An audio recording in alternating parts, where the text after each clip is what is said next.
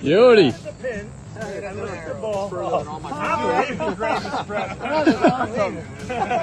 think Biden can hit a ball like that? Insurrectionist ex-president Donald Trump on the golf course. It is practically where he lives. When COVID occurred, with tons of medical staff overwhelmed, people dying and no end in sight, Trump had one response. Not to protect us, nope, rather to play golf in the faces of grieving Americans. Robert Trump, President Trump's younger brother, has passed away after an illness. Robert Trump was 72 years old. As his brother lay on his deathbed, Oh, nice. Good shot.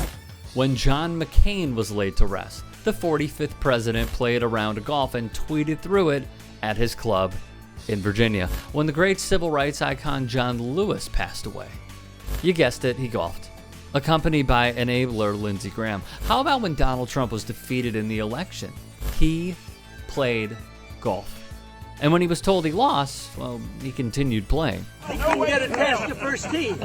So Trump rips the 46th president because it's all he's got, whether on the course or at a fugazi boxing match between a pair of age fighters.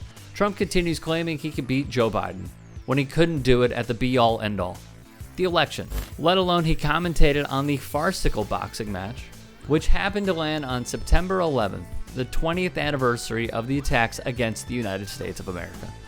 He skipped joining past presidents to pay their respects, to call a boxing match. Per the Washington Post, Donald Trump visited his own properties 1 out of every 3.4 days of his presidency. Just an unusually high number, but hey, grifters are gonna grift. Because I'm going to be working for you. I'm not going to have time to go play golf, and believe me. The Post adds, he was president for 418 weekend days. He visited one of his properties on 240 of those days, or on 57% of them. As Joe Biden hit the links, Politico started reporting on his habits, and they are, being generous here, polar opposites. Biden has golfed 10 times since his inauguration with a close-knit group of golf partners that are largely family, according to a West Wing playbook analysis the outlet wrote. At the same point in his presidency, Trump had made 64 visits to golf properties, 63 of them to properties he owns. President Biden doesn't own any golf resorts. A good point, because according to Trump Golf Count, the 45th president's golf addiction cost taxpayers roughly $149 million over nearly 300 rounds. Keep this number in mind. He played more golf last year than Tiger Woods. We don't have time for this. We don't have time for this. We have to work. By contrast, President Obama played 333 rounds of golf over twice as many years. That's about once every 8.8 days. Another wrinkle, Donald Trump funneled money from taxpayers into his properties, keeping some afloat. He did this routinely, using us as his personal piggy bank. Highly unethical, but there was no oversight to put the clamp down.